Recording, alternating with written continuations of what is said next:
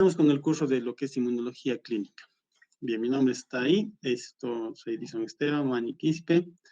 Y bueno, vamos a avanzar rápidamente en lo que es el desarrollo de lo que nos corresponde. El sistema inmune, ¿no? ¿Qué es lo que es el curso de inmunología? También se llama como sistema inmunitario, ¿no?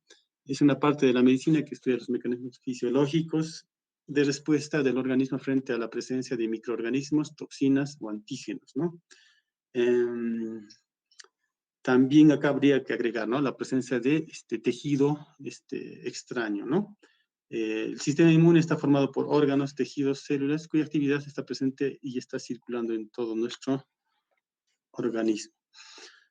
Bueno, la inmunología es una ciencia relativamente joven. Bueno, en relación a temas relacionados, digamos, con lo que es inmunología, se hablan, pues, históricamente de grandes epidemias, donde ya se hablaban de algunos términos en relación a contagio, en relación a resistencia, ¿no? Cuando había, como dicen, ¿no? Grandes epidemias. Desde tiempos, por decir, inmemoriales, no muy registrados, como digamos que alguien haya dicho que desde este momento se habla de contagio de resistencia. Entonces, o sea, lo que se tiene registrado más o menos es, digamos, algunos, digamos, sabios, algunos estudiosos, digamos, antes de Cristo, por ejemplo, de Tucídides, ¿no? Que habla de términos, bueno, eso hace 430 años más o menos antes de Cristo, de que empieza, digamos, a registrar, bueno, sus escritos, el término de contagio. Y Lucano, 60 años antes de Cristo, hablan de ya términos como la idea de lo que es un estado de inmunidad, ¿no? Bueno, las grandes epidemias, pues, fueron la de la viruela, el tifo, el cólera, sarampión, tifoidea, influenza, peste, bueno, obviamente las del siglo anterior, el SIDA, ¿no? La fiebre hemorrágica. Bueno, de acá quizás una de las más interesantes, pues, es la viruela, ¿no?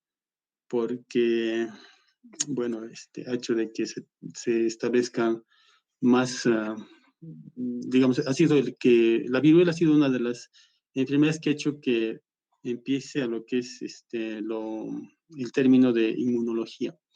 Bueno, seguimos, ¿no? Hablando de que históricamente, ¿no? En la India, la China, ¿no? Diferentes culturas ya hacían algunas prácticas empíricas de inoculaciones, ¿no? Entonces, ahí, como les repito, la viruela era la que de alguna forma pues hizo de que se diera importancia a lo que es, bueno, hizo de que se desarrollara o se empezara a pensar en lo que era la inmunología, ¿no? Entonces ya había por costumbres de algunas culturas hacer las autoinoculaciones. Se empezó a acuñar el término de variolización, ¿no? Y es así que el año, bueno, el que habló más, el que empezó, digamos, a hablar de viruela, de la vacuna, fueron pues Benjamin Gesting en 1774 y el señor Edward Jenner, lo que es 1796. El señor Edward Jenner se le considera en algunas referencias como el padre de la inmunología, ¿no? Ahí vemos en la foto, pues está inoculando a un niño, ¿no? Bueno, no sé qué tanto es una ampliacióncita relativa, de que había una viruela vacuna, por decir, de las vacas, ¿no? Una viruela de las vacas y había una viruela en los humanos. La mortal era la de los humanos, ¿no? Que se moría enfermo. Bueno, la mortalidad se llegaba a un 80% aproximadamente.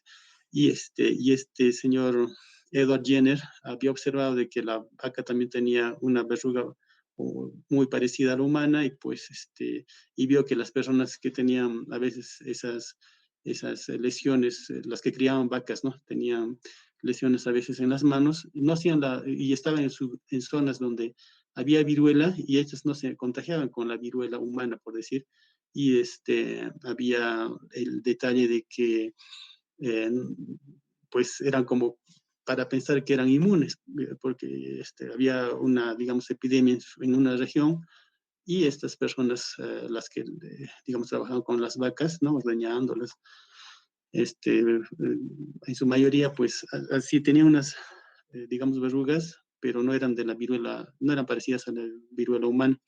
Entonces observó eso y pues vio que, digamos, estos no se contagiaban, no morían, y hizo la tentativa de inocular la viruela, supuestamente vacuna, a un niño.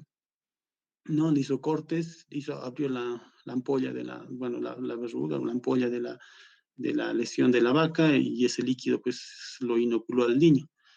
Entonces, este niño después hizo una forma leve, por decir, de esa viruela de la vaca, y después no informó, no hizo la forma, por decir, humana. Por lo tanto, empezó a vacunar a uno y otro. Bueno, ahí se empezó a acuñar en cierta forma ese término, ¿no? De cruzar, de pensar de que había una viruela, un virus de la vaca que producía enfermedades en la vaca y que era muy similar al virus humano. Y de alguna forma, al inocularse el de la vaca, le hacía la forma leve, pero daba inmunidad para la humana.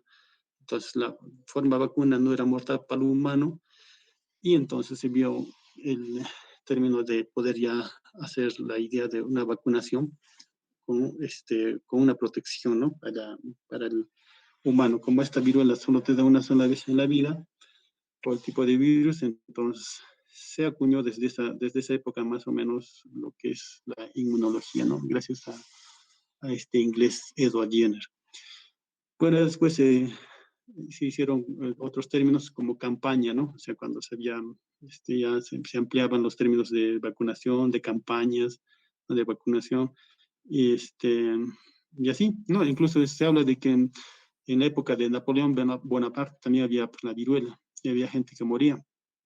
Y este señor, por ejemplo, el señor Edward Jenner, como empezó a vacunar con lo que ya hemos mencionado, vacunó a parte de su ejército, empezó a vacunar digamos, a los reyes, incluso hasta Catalina, bueno, una reina de Rusia, y así, ¿no? Entonces, la idea es que incluso Napoleón, cuando tenía presos ingleses, y este señor Jenner le dijo, libera a los presos ingleses para que o sea, le había hecho un pedido después de haber vacunado, y Napoleón le ha dicho, pídame lo que, bueno, como retribución, y supuestamente había hecho que libera a los presos ingleses, ¿no? Como retribución del favor que le hacía a la humanidad más que todo, ¿no? Entonces, desde esa fecha, más o menos, a Edward Jenner se le considera como, entre comillas, como el padre de la inmunología. Bueno, así tenemos otras personas, ¿no? Entonces, ya hay términos como vacunas atenuadas, ¿no? Por Luis Pasteur. Eh, se habla de términos con apoyo ya de aparatos, como se habla de fagocitosis, ¿no? Se habla de la presencia de anticuerpos, ¿no? Y bueno, Helmrich, y así. Entonces, ya poco a poco se fueron acuñando términos como reacción antígeno-anticuerpo, sistema. Bueno, y esto es para nuestra actualidad, ¿no? Entonces, lo que es el complemento, los diferentes términos, ¿no? Entonces, es así que tenemos, pues, por ejemplo, lo que es inmunidad innata y inmunidad adaptativa, ¿no? Entonces, ya para lo que es lo corresponde a nuestro desarrollo del curso, pues hablamos de inmunidad innata y de inmunidad adaptativa, ¿no? Entonces, la innata es algo innato, ¿no? Como dice. Y la adaptativa es algo que se va adquiriendo poco a poco. Entonces, ahora, para poder, digamos, hablar de inmunidad, tenemos que también aclarar algunos términos. Por ejemplo, ¿qué es la inmunología? La inmunología es la suma de todos los mecanismos de defensa natural que intervienen para proteger a individuos de elementos extraños. El sistema inmune está constituido por un amplio rango de mecanismos que el organismo utiliza para defenderse de cualquier tipo de agresión a su integridad. La respuesta inmune es la respuesta de defensa del organismo por medio de los mecanismos del sistema inmune para que se pueda combatir y prevenir contra otras distintas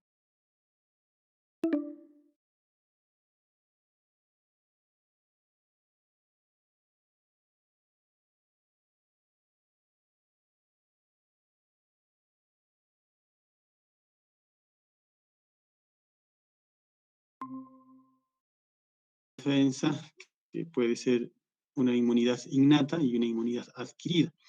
Como hemos dicho, la innata es la que está innato, la que es parte de, la que, por decir, esta es la forma, digamos, más básica de inmunidad, ¿no? La tienen, por decir, muchos del reino animal, ¿no?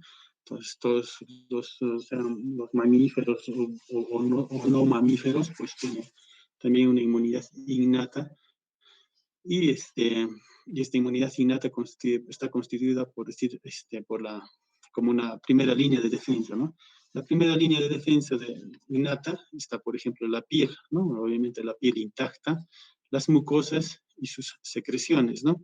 Entonces el moco, ¿no? Esto es parte también de nuestra inmunidad innata. Y también está dentro de la primera defensa de la inmunidad innata la presencia de, digamos, de microflora saprófita o normal. En la segunda línea, digamos, está comprendido todavía como innata, están las células natural killer, los leucocitos, los fagocitos, el hecho de la inflamación, la fiebre y sustancias propias antimicrobianas. Esto ya se considera de esta forma, ¿no? Y la inmunidad adquirida es la que, digamos, ya es de un nivel, digamos, ya aprendido, ¿no? Entonces, considera la inmunidad adquirida como una tercera línea de defensa. Está representada fundamentalmente por los linfocitos T y B, ¿no? Y obviamente que estos son relacionados con la inmunidad celular y la inmunidad humoral. Y esto, pues, obviamente, corresponde ya a la presencia de anticuerpos, ¿no? Entonces, la tercera línea de defensa, pues, es lo que, en cierta forma, da la sobrevivencia a algunas enfermedades, ¿no? Pues, especialmente por decir, ¿no? De las epidemias, de los episodios por virus, o bueno, más son pues por la capacidad de la defensa de tercera línea que se da la sobrevivencia, ¿no? La innata, bueno, como ampliación, ¿no? También llamada natural o inespecífica, actúa de primera como de segunda línea de defensa. Está presente desde el nacimiento. Los mecanismos que utiliza son inespecíficos y están siempre listos para actuar, sin retardo, ¿no? Se activan de la misma forma cada vez que el individuo sufre una agresión. Independientemente de la frecuencia de la agresión, los mecanismos utilizados son los mismos, ¿no? Es constante y está mediada por células y proteínas, ¿no? Los componentes son pues las barreras epiteliales, los fagocitos, sistema de complemento, las proteínas efectoras y las citoquinas. Y bueno, bueno, existe una actividad o una participación de la innata en la estimulación de respuestas adaptativas, ¿no?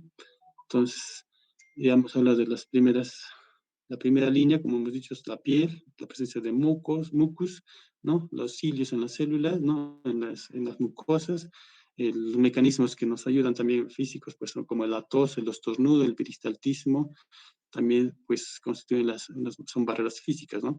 El aparato lacrimal también es parte de la barrera física, ¿no? Los aparatos, bueno, el mucus, los cilios, pues obviamente están en las mucosas, ¿no? Del aparato respiratorio, del aparato digestivo, ¿no? Eh, el peristaltismo, no sé, ampliarles un tantito, también influye mucho en lo que es la línea de defensa. Cuando una persona no tiene buen peristaltismo, pues imagínense, va a haber una ruptura de esta primera barrera física, ¿no? O sea, es cuando se producen las translocaciones, ¿no? Cuando el peristaltismo se enlentece o se altera por alguna enfermedad, sea cual sea, ¿no? Digamos, ilio, tenemos a veces pancreatitis, ¿no? Entonces, esto cuando se altera el peristaltismo, ¿no? Si los intestinos, entonces hay lo que se dice una mayor producción de bacterias y eso va a hacer que después pueda haber una translocación, entonces ahí se rompe esa barrera, ¿no? Cuando hay disminución del peristaltismo. Entonces, todo nuestra anatomía, por decir, está, digamos, tiene una primera línea de defensa, ¿no? Entonces, tenemos desde la piel hasta la parte, digamos, del aparato digestivo, ¿no? El respiratorio también, ¿no? Entonces, ahí tenemos lo que se dice nuestra primera barrera de defensa. Las barreras químicas, ¿no? Por ejemplo, tenemos el pH ácido del estómago, el pH también de la piel, no, el pH ácido del ácido, el pH ácido está obviamente en el estómago, también nuestras lágrimas tienen su pH diferente, la orina, ¿no? La mucosa vaginal también tiene su pH, que es una barrera para poder evitar de que se colonice y que después se pueda infectar, ¿no? Entonces, las barreras también son pues, de sales biliares, los ácidos grasos, ¿no? Las lisosimas, ¿no? De algunas como la saliva, el moco, las lágrimas. Y obviamente también nuestra barrera química es nuestra temperatura, ¿no? Eh, nuestras barreras biológicas, ¿no? Estamos hablando de la primera barrera todavía.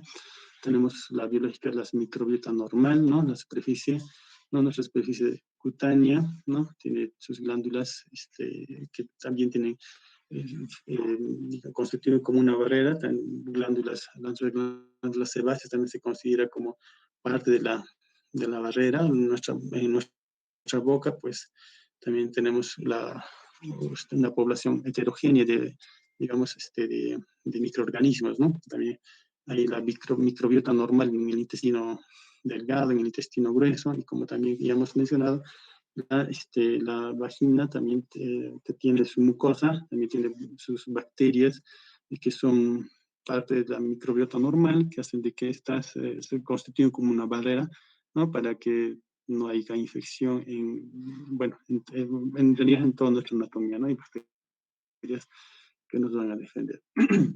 La segunda línea de defensa, bueno, cuando los microbios superan la primera línea de defensa, se encuentra una segunda línea que incluye células defensivas como las células que tienen la capacidad de hacer fagocitosis, las células que participan en la inflamación. También están, pues, cuando ya entró, también está nuestro mecanismo de fiebre, ¿no? Y la elaboración de algunas sustancias antimicrobianas, ¿no? Dado principalmente por la reacción de tipo inmunitario, donde actúan macrófagos, monocitos y polimorfos nucleares. Se inicia inmediatamente después de que el antígeno se detecta o luego de que el tejido se daña, ¿no? Los leucocitos hacen pues fagocitosis, también participación del sistema de complemento, hay una inflamación, hay una fiebre que tratan de contrarrestar inicialmente la amenaza, ¿no? Como una infección o una inflamación localizada, ¿no? Entonces ahí está ya actuando la segunda línea de defensa. Los mecanismos de defensa están presentes antes de la exposición al microorganismo o macromoléculas, después de que ingresen estos, digamos, después de haber roto la primera, pues ahí ya se activa nuestra segunda línea de defensa. No aumentan por exposiciones repetidas y no discriminan entre la mayor parte de las sustancias extrañas, ¿no? Las células que están en esta segunda línea de defensa son los macrófagos, las células natural killer y el sistema de complemento. La innata, ¿no? Entonces, que tenemos los fenómenos como endocitosis, ¿no? Lo que es ingestión del material soluble, ¿no? Esos son obviamente los macrófagos, ¿no? La pinocitosis, ¿no? Es mediada por receptor, ¿no? Las macromoléculas son selectivamente internalizadas debido a una unión a un receptor específico de la membrana, ¿no? Formación de lisosimas, digestión y eliminaciones. Todo esto es parte todavía de de la respuesta innata. La fagocitosis, bueno, ya conocemos el término. Entonces, hay mecanismos, pues, complemento, que, bueno, esto se va a ir desarrollando en los diferentes temas, ¿no? Bueno,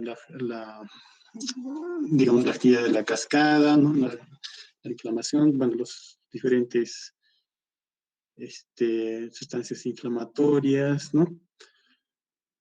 Los otros mecanismos que también se consideran son los humorales y los celulares, ¿no? Bueno, estos también se van a ir desarrollando más adelante.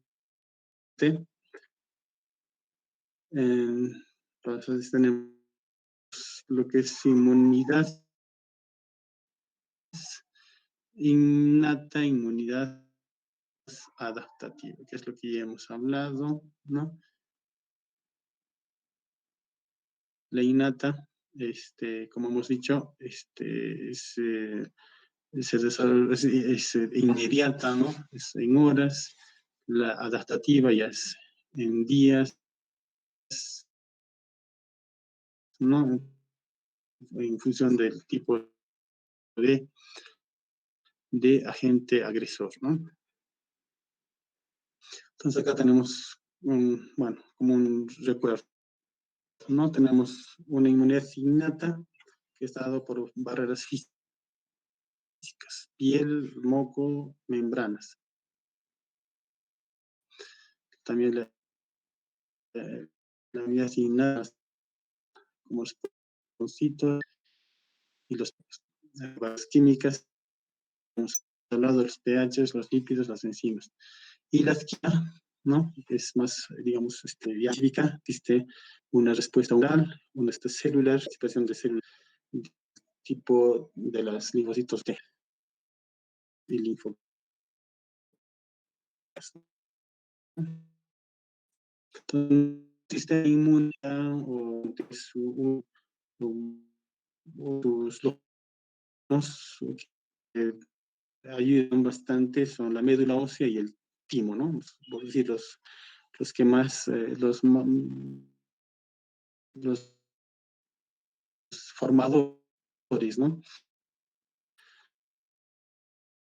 Se va a orientar hacia un tipo, digamos, a nivel del timo, ¿no?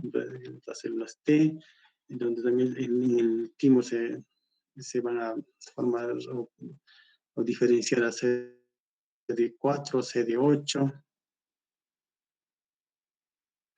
Y bueno, esto es, también van a en la producción de lo que son digamos, la inmunidad humoral, ¿no? Con la producción de...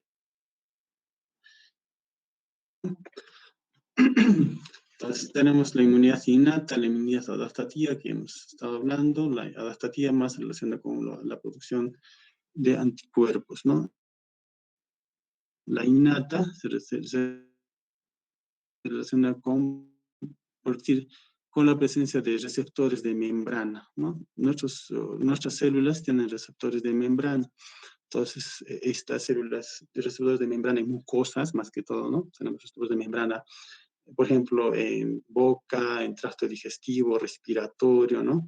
Entonces, estos receptores de membrana van a dar la posibilidad de poder defendernos, de poder, en cierta forma, ser compatibles con algunas bacterias o con algunos virus para que nos puedan enfermar, ¿no? Entonces, estos receptores de membrana se supone que son innatos y van a dar posibilidades de que, digamos, tengas inmunidad innata al, digamos, no ser compatibles con algunos agentes infecciosos, ¿no? Entonces, cuando no son compatibles, pues te dan una inmunidad innata, pero cuando son compatibles y son de que sí pueden ingresar, pues va a ser lo contrario, ¿no? Entonces, esto más que todo para más o menos comentarles de que la inmunidad innata, por ejemplo, hay receptores de las diferentes especies, ¿no? Tenemos receptores de membrana, por decir, en un perrito o en un humano, ¿no? Por darles un ejemplo, algunos virus, digamos, bueno, diferentes de los animales. Entonces, estos receptores de membrana, pues, hacen de que hay enfermedades que hacen de que sea de diferentes especies, ¿no? Entonces, el humano no le va a dar el distemper, por decir, al canino no le va a dar algunas enfermedades virales humanas, ¿no? Entonces, son su protección innata también tener estos receptores, ¿no? Entonces, solo para comentar ese tipo de inmunidad que existe innato a nivel de receptores de membrana. Y bueno, a nivel de lo que son la adaptativa, pues como ya hemos comentado, ya se relaciona con la producción de los diferentes tipos de inmunoglobulinas o anticuerpos, ¿no? Ya son una reacción con participación y elaboración de proteínas por parte de una célula ya especializada como son los linfocitos T y B. Bueno, esto conversado, son moléculas la innata, ¿no? Tienen moléculas, reaccionan a moléculas extrañas, son mecanismos constantes, hay receptores de patrones que le llamo. Bueno, las proteínas que intervienen son, obviamente la base, por ejemplo, del ácido ribonucleico, pudiera, por ejemplo, este, contener en este caso los virus, ¿no? Hay proteínas, los no metilados, o sea, ya son proteínas que están en la superficie, sean de bacterias, sean de virus, o bueno, también los hongos tienen proteínas en su superficie, ¿no? Entonces, ya esto, digamos, hay receptores en las células que hacen de que sean, digamos, predispuestos a que esto hace todavía parte de la inmunidad innata, ¿no? Que como hemos hablado, por ejemplo, está presente en la superficie, ¿no? En este caso, más que todo, quizás tengamos que comentar que pueden ser más en mucosas, ¿no? Es un fenómeno de barrera física, ¿no? Nuestro epitelio, ¿no? En la piel no es constante, ¿no? Se renueva. Entonces, esta renovación también constituye una barrera defensa, ¿no? La primera barrera, ¿no? Entonces, también la presencia de sudor también ayuda a que sea también una barrera, ¿no? El sudor tiene ácidos grasos, tiene una acción antimicrobiana, ¿no? Obviamente que no para todo, pero antes, ¿no? Es una barrera de defensa, ¿no? Sí. Y bueno, la presencia de microbiota normal o saprofita también pues ayuda mucho en lo que es de que las formas patógenas no se reproduzcan y por decir, nos protejan, ¿no? Entonces, también comentarles, por ejemplo, cuando alteramos esta microbiota normal, por ejemplo, cuando usamos antibióticos de manera indiscriminada, ¿no? Cuando usamos algunos antisépticos tópicos exageradamente, ¿no? Podemos barrer la microflora normal de una superficie y pues esta puede hacer de que una bacteria patógena, un agente, por decir, infeccioso, se reproduzca y pueda colonizar y pueda pues después producir enfermedad, ¿no? Entonces, el uso de antibióticos puede afectar también nuestra microbiota normal y puede darnos, predisponernos a diferentes enfermedades. Bueno, acá lo que hemos hablado, ¿no? Los mecanismos como peristaltismo, el desplazamiento mucociliar, ¿no? Lo que son la movilidad en las mucosas, la acción de las lágrimas, la saliva, el pH, bueno, todo eso pues también ayuda, ¿no? También en nuestro pulmón la presencia de surfactante, ¿no? Tiene por ozonización, pues puede hacer de que algunas bacterias, ¿no? Que puedan llegar a la parte, digamos, no produzcan enfermedades, también es parte de lo que es la respuesta innata. Entonces, para que entendamos, ¿no? De que tenemos una protección innata, ¿no? En los epitelios, ¿no? Más que todo, ¿no? Los epitelios y el epitelio, digamos, a nivel del alveolo, pues está el neumocitos tipo 1, tipo 2. El tipo 2, por ejemplo, pues el surfactante y esta tiene una función también de defensa, ¿no? Bueno, ya el sistema de complemento, bueno, eso ya vamos a seguramente ver adelante, pero se relaciona con la lisis de bacterias, también lisis de algunos virus, un fenómeno de opsonización, y también el sistema de complemento hace de que existe un incremento de la perimetría capilar vascular. también hace relación con el reclutamiento, activación de células fagocíticas, ¿no? El sistema de coagulación, bueno, ya es incremento de la permeabilidad vascular, reclutamiento de células fagocíticas, lisina, plaquetaria, detergente, bueno, la lactoferrina y la transferina también se relaciona con la competencia de las bacterias por el hierro, ¿no? Las lisosima producen un rompimiento de la pared celular bacteriana, las citocinas, bueno, tienen diferentes efectos, más que todo inflamatorios, ¿no? El inflamatorio, pues, es bien complejo de poder entenderlo, pues, el inflamatorio va a favor y ya muchas veces en contra cuando la respuesta eh, eh, digamos, se vuelve caótica. Y los eosinófilos, ¿no? Entonces, estas son las células que participan en lo que es la inmunidad innata, ¿no? Con sus diferentes propiedades que tienen en hablar de que existen también las células dendríticas, ¿no? Las células dendríticas no son parte del sistema nervioso, ¿no? Pareciera, ¿no? Dendríticas. Les llaman dendríticas porque tienen estas terminaciones, ¿no? Parece una arbolización terminal de las,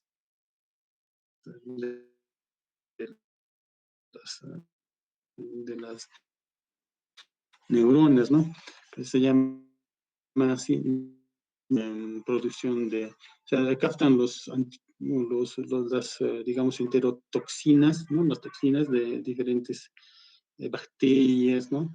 Y pues llevan la información para pues, que el linfocito pues, pueda producir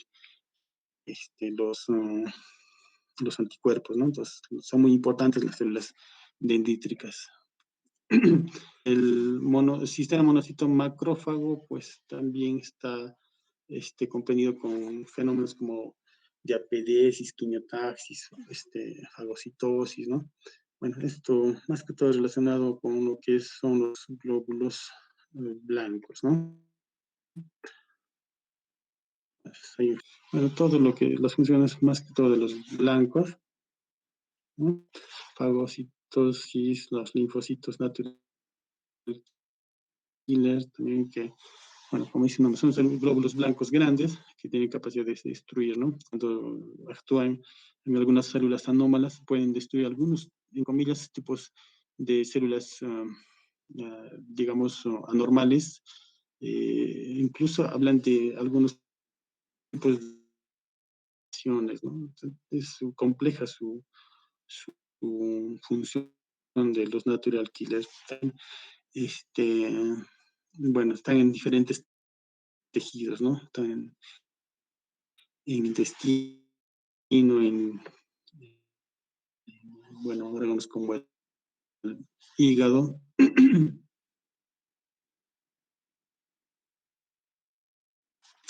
Bueno, ya.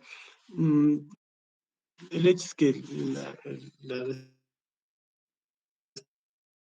respuesta innata, ¿no?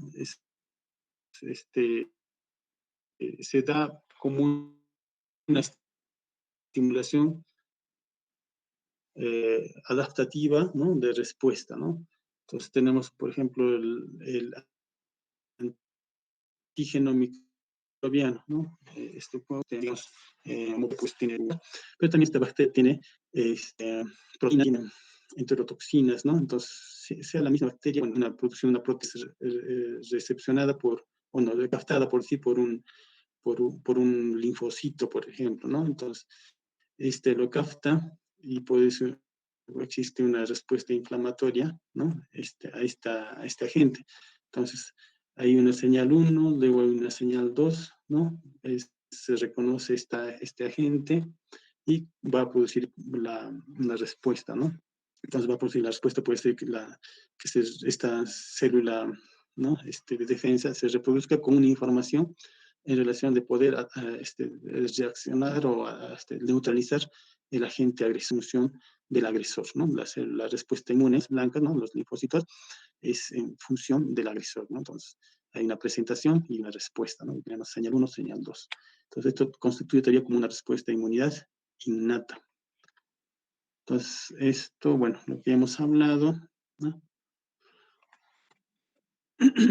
Bueno, la inmunidad adquirida, tal como les decía, por los dos tipos de linfocitos, T y B, ¿no? Que se relaciona con una respuesta celular y una respuesta humoral. La humoral, obviamente, con la producción de anticuerpos y citoquinas, ¿no?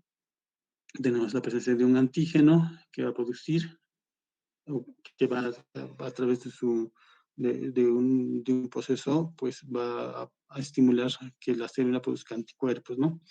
Y cada linfocito B está programado genéticamente para sintetizar un solo tipo de anticuerpo a la espera del antígeno específico, ¿no? Esto se relaciona, pues, cuando hay digamos, un fenómeno, pues, algo similar, pero de forma, o sea, no puede darte inmunidad para todo, ¿no? Por eso es el problema de las vacunas, ¿no? Las vacunas son para un solo tipo y no puede ser para los otros tipos de virus, porque pues se relaciona justamente con algo específico, ¿no? La respuesta del glóbulo, ¿no? Del linfocito. Entonces hay lo que se llama el fenómeno de memoria inmunológica, ¿no? Entonces los linfocitos son los que participan en esto, ¿no? Esto es la adquirida, ¿no? Entonces,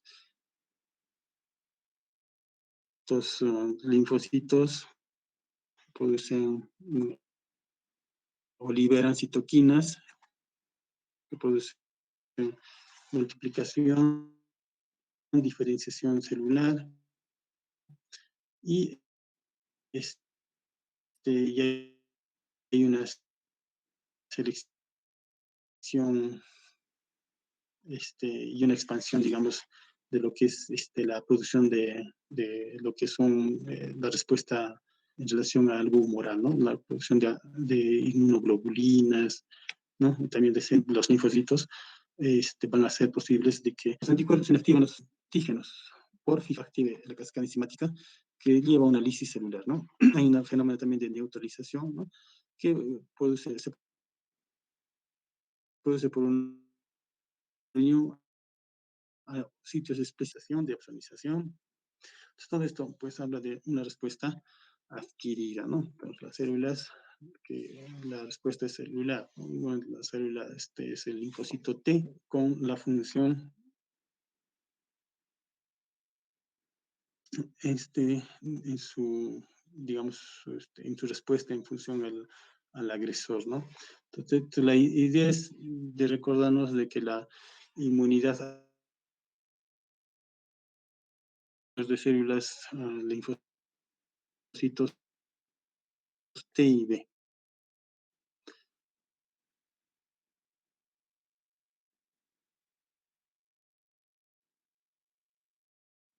Entonces son los que van a ser, incluso que se diferencien algunos tipos de otras células blancas, ¿no?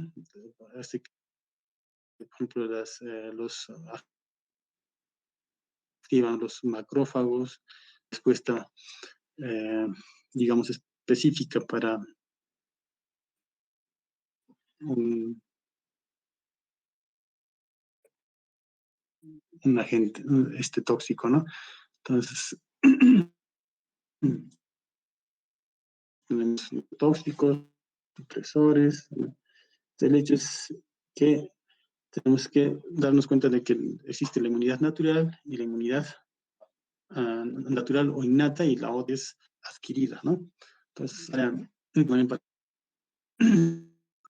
ahí la protección, ¿no? Puede ser activa, por decir, los estornudos, el moco, y la artificial, ¿no? Es la inmunidad pasiva, por ejemplo, a algo, ¿no? Ese algo es un agente, y la activa es como dice el huésped, produce el bulino. La pasiva es cuando recibe. ¿no? Recibe, puede ser de su madre, ¿no? La leche materna, ¿no? Las inmunoglobulinas, ¿no? De la leche. También la transferencia, entonces la paciente, el huésped, y la activa lo que produce el huésped, ¿no? En función a una defensa, ¿no? Bueno, acá tenemos diferencias.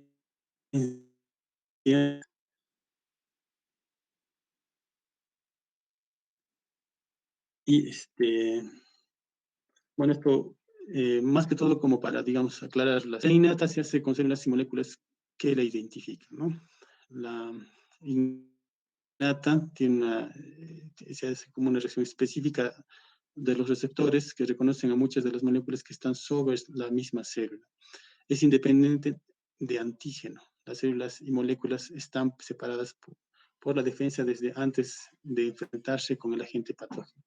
Es inespecífica de antígeno, no discierne entre agentes próximos o incluso alejados. Es una respuesta máxima inmediata. Son los elementos y mecanismos que están siempre presentes y se ponen en marcha de forma rápida e inmediata, ingente, concreto previamente. La adquirida, pues se adquiere, nace de un repertorio de células capaces de responder a un antígeno. Estas no alcanzan un número suficientemente elevado hasta que no se enfrentan al antígeno. Es específica, cada célula posee solo los receptores que reconocen a uno y solo un antígeno concreto. Es dependiente del antígeno, ¿no? Los linfocitos son un receptor concreto, proliferan cuando su latencia, ¿no? Células no han proliferado hasta alcanzar un número elevado que garantice su éxito, ¿no? Con memoria inmunológica, la respuesta es por lo general muy superior en rapidez e intensidad en exposición sucesivas al mismo antígeno, ¿no? Entonces, esta es la inmunidad adquirida, pues lo que digamos es una respuesta, por decir, a enfermedades virales, ¿no? O sea, si te da por decir esto, sarampión, pues ya tu cuerpo está con la capacidad de poder ya no enfermarte con sarampión, ¿no? Entonces, bueno, más que todo ya es adquirido, ¿no? Hay una exposición y una respuesta. Vale, esto ya hemos hablado bastante. Lo mismo.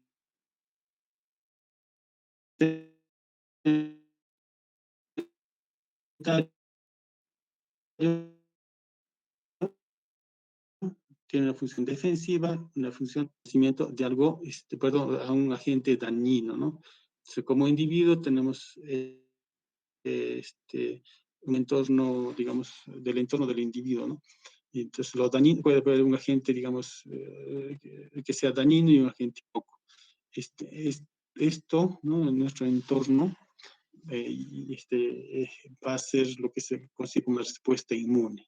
La respuesta inmune va a ser innata y adquirida, ¿no? Entonces, la innata ya hemos hablado bastante, ¿no? Es inespecífica, primitiva, se comparte con otros seres vivos.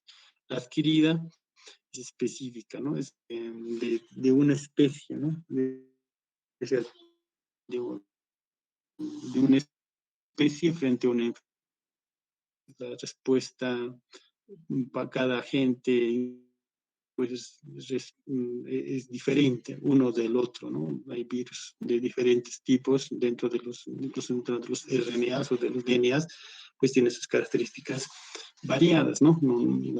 La inmunidad no existe para uno solo, ¿no? Es muy variada.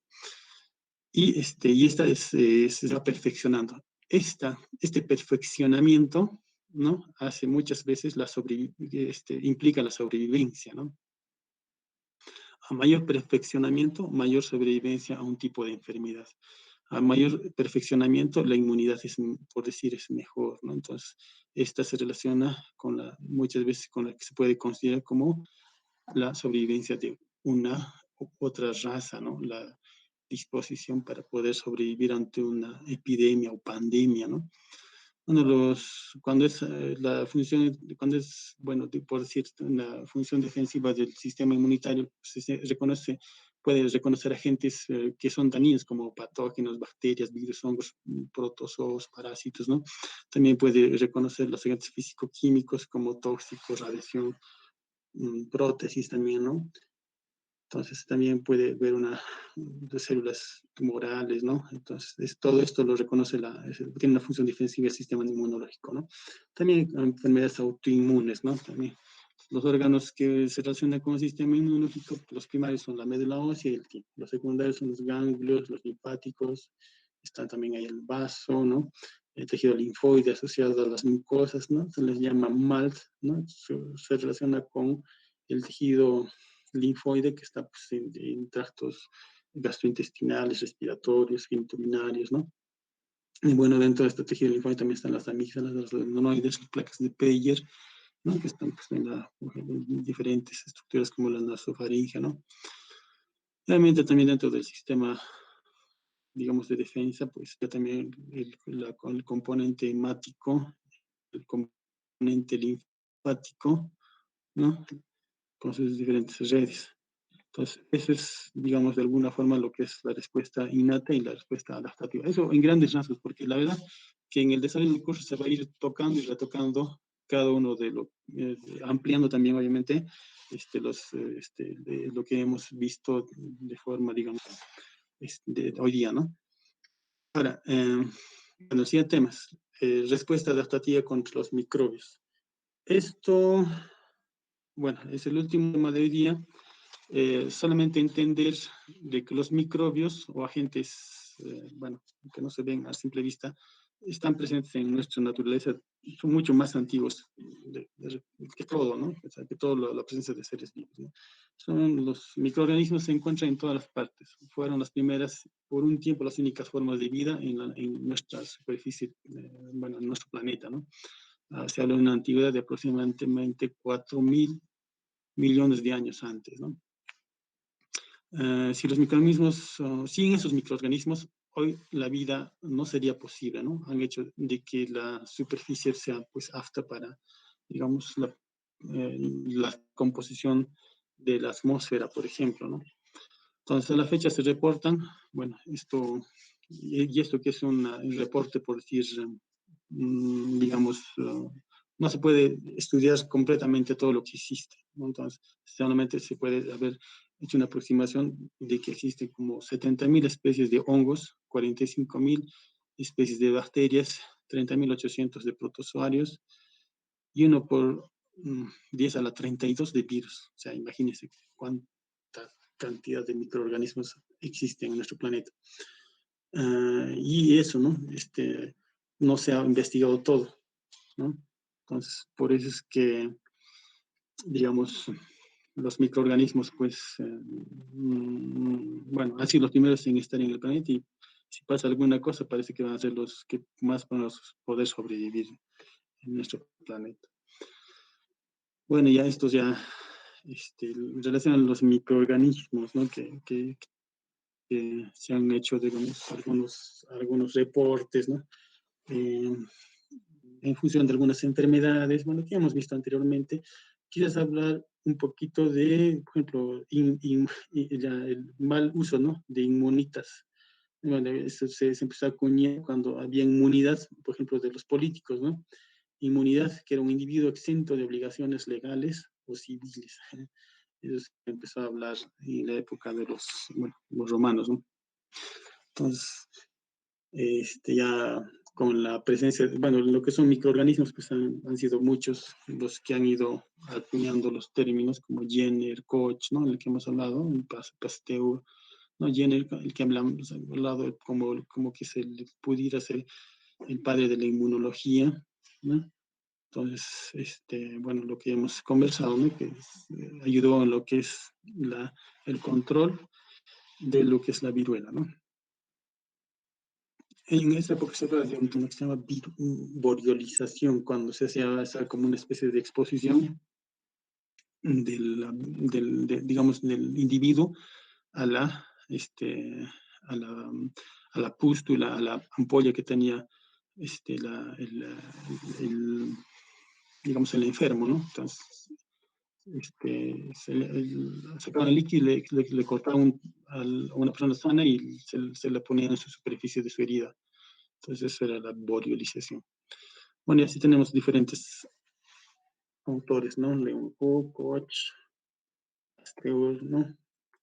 Inmunización preventiva, bueno, ya se van acuñando algunos términos. Esto de repente, recordar, ¿no? Existen antígenos propios y antígenos extraños. Entonces hay un fenómeno del sistema inmunológico que tiene que discriminar entre lo propio y lo extraño, ¿no? Entonces, hay fenómenos de tolerancia, ¿no? O sea, no hay una respuesta, y un fenómeno de respuesta inmune. Si hay un fallo en la tolerancia, ahí existe un fenómeno de autoinmunidad, ¿no? Las enfermedades autoinmunes se relacionan con esto, ¿no? O sea, cuando existe el sistema inmunológico no es capaz de discriminar bien y hay un fallo en el sistema inmunológico, pues lo propio a veces lo reconoce como extraño y desarrolla o hace que empiece las enfermedades autoinmunes. Y también el otro lado, ¿no? Digamos, cuando los antígenos no son discriminados adecuadamente, no hay una respuesta, por decir, inmune que falla, ¿no? Hay una falla en respuesta inmunológica, pues se habla del término de inmunodeficiencia, ¿no? Bueno, hay mecanismos, pues, de defensa contra bacterias, contra virus, ¿no? Entonces tenemos los efectos, digamos, hay términos que tenemos que más o menos manejar. ¿Qué es una infección? ¿Qué es una colonización? ¿No? Podemos infectarnos y colonizarnos por los diferentes virus, bacterias, hongos, y pues su patogenicidad va a depender de lo que es presencia de enfermedad, obviamente, ¿no? Entonces tenemos un equilibrio en lo que es virulencia y respuesta inmune.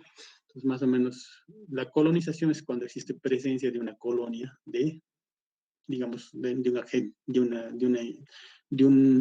ya sean cualquiera de los agentes que pudieran tener potencial infeccioso, ¿no? Están colonizados, pero todavía no hay infección, ¿no? La infección es ya cuando hay una sobrecolonización, por decir, ya estas bacterias o, bueno, este agente ya empieza a producir, ya está empezando a producir lo que es enfermedad, ¿no? Ya es una infección. Y en lo que es patogenicidad hay un equilibrio en lo que es su virulencia y la respuesta inmune. Cuando hay equilibrio, no hay enfermedad. Cuando se rompe el equilibrio, obviamente a favor de la virulencia, la respuesta inmune va siendo pobre, entonces ahí va a haber enfermedad, ¿no? Entonces tenemos, bueno, lo que hemos estado hablando.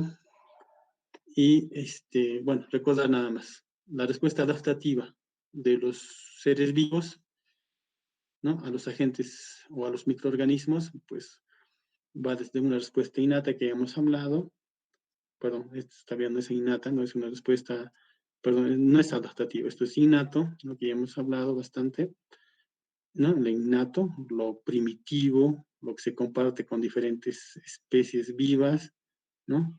Lo que no es específico, hay una reacción en su superficie, ¿no? Hay receptores, pero no son específicos, ¿no? Hay, y después, cuando esto ya pues se hace adaptativo, hay una captura, procedimiento, presentación antigénica, ¿no? Y una activación de los linfocitos T y eliminación de los microorganismos intracelulares, ¿no? Intracelulares. Y hay acá lo que se llama una respuesta celular, ¿no? A cargo de los linfocitos T. Y seguidamente hay una activación de los linfocitos B y eliminación de microorganismos extracelulares, ¿no? Esta es la humoral, ¿no? Entonces, en la humoral participan los linfocitos B y se relaciona con los microorganismos extracelulares. En la respuesta celular es con la participación de los linfocitos T y la eliminación es predominantemente de los microorganismos intracelulares. Y todo este fenómeno, ¿no? Como una respuesta adaptativa, hace lo que se llama la memoria inmunológica, ¿no? En función de la enfermedad a la que se ha, digamos, expuesto, ¿no? O sea que tenemos, digamos, microorganismos extracelulares e intracelulares, ¿no? Bueno, hay una respuesta, como hemos dicho, humoral y una respuesta celular. La humoral es a los extracelulares y la celular a los intracelulares. Bueno, sería todo por mientras, chicos. Hemos sido lo más breve posibles, esperando de que, bueno, no sé, estén ahí. Y, ¿alguna pregunta, chicos?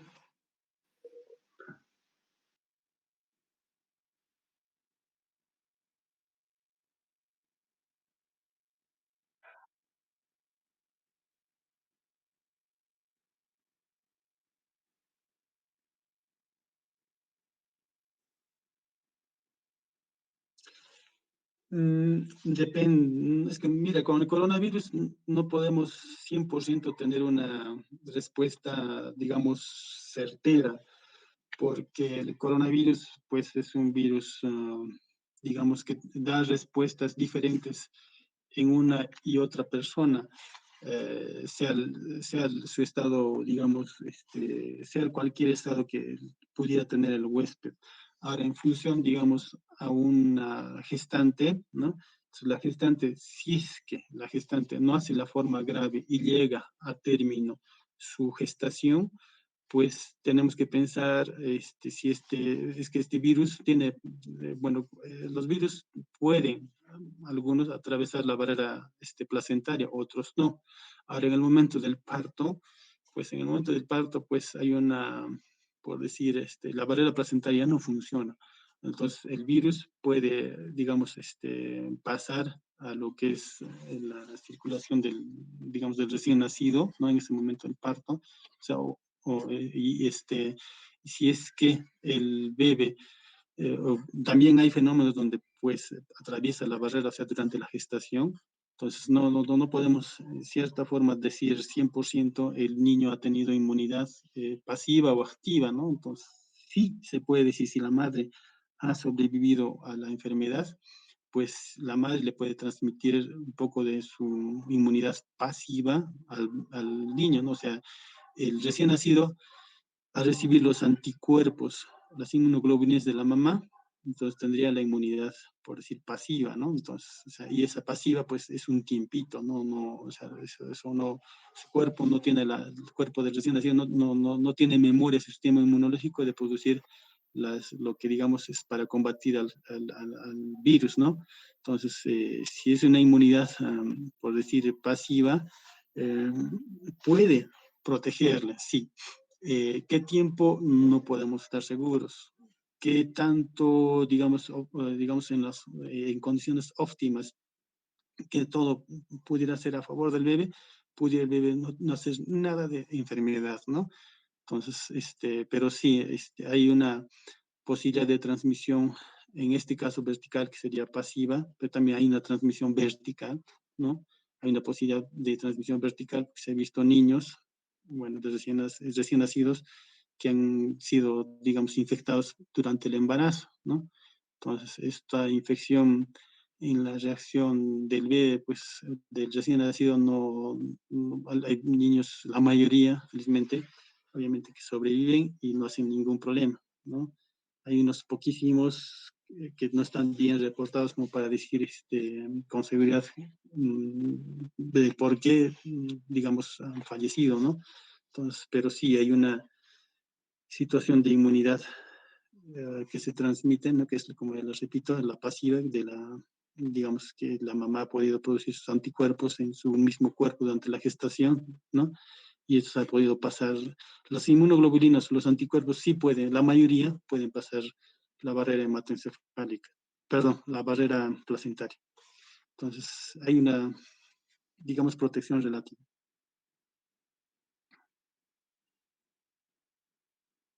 ¿Alguna otra pregunta? Doctor, yo tengo una pregunta. Habló sobre el uso indiscriminado de antibióticos. Entonces, me gustaría saber de qué manera el cuerpo después de esa situación volvió a recuperar, por ejemplo, la microbiota normal que tenía de defensa. Ya, mira, cuando digamos, por decir, ¿no? Ya, lo que es más fácil de, digamos, ejemplificar, los antibióticos tipo vancomicina, meropenem, que pues se usan en cuadros infecciosos, no, ni siquiera tanto como para agarrar estos últimos, ¿no? Podríamos usar incluso las cefalosporinas, ¿no? Tercera, digamos, generación, ¿no? Que es el promedio que, bueno, a veces ya es ambulatorio su uso frecuente.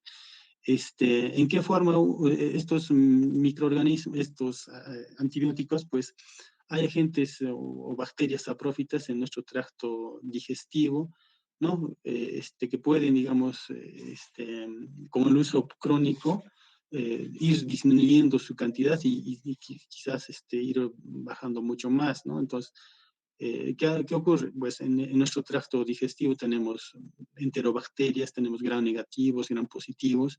Entonces, estas, bueno, las últimas, las negativas, por decir, las enterobacterias, de lo que por decir, ¿no? En un momento las saprófitas, no, digamos de un 100%, por decir, las saprófitas eran 50, 60, entonces las gram negativas y otras bacterias por ahí, ¿no? Ahí tenemos de todo. Entonces eran, por decir, una cantidad que no producía enfermedad. Entonces, cuando se barren las otras, pues estas que prevalecen, que no mueren, por es que el antibiótico, por decir, las enterobacterias, pues son resistentes a las cefalosporinas en su gran mayoría. Entonces, colonizan, entonces de lo que eran 30%, se van a subir, por decir, a un 60 o quizás un más.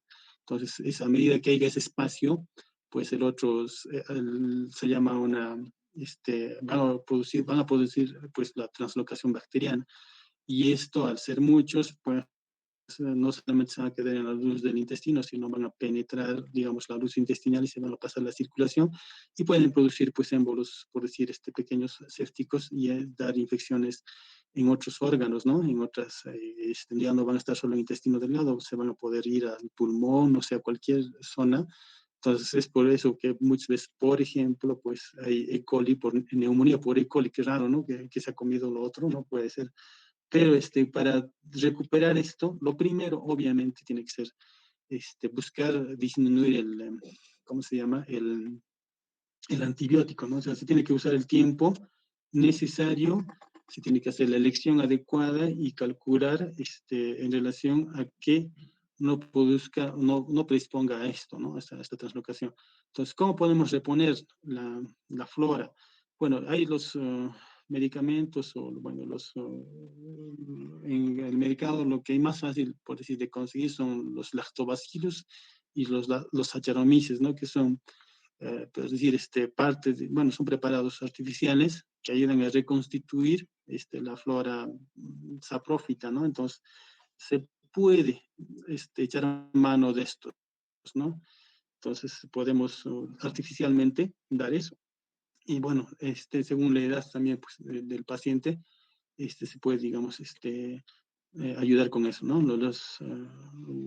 Bueno, no sé qué tanto, si fuera un neonato, por ejemplo, la leche materna, las primeras leches maternas de la mujer tienen algunos tipos de lactobacilos que son saprófitos y que ayudan mucho al bebé, ¿no? No sé qué tanto por ahí también pues, se relaciona también la presencia de los preparados artificiales que tienen lactobacillus, ¿no? Entonces, algo similar pudiera ser, pero sí, se puede, digamos, recomponer la flora, digamos, saprófita progresivamente. Entonces, incluso imaginémonos, ¿no? Dependiendo del paciente, pues no solamente así su flora, ¿no? Según qué tiempo qué tiempo ha dejado de alimentarse, si es que ha sido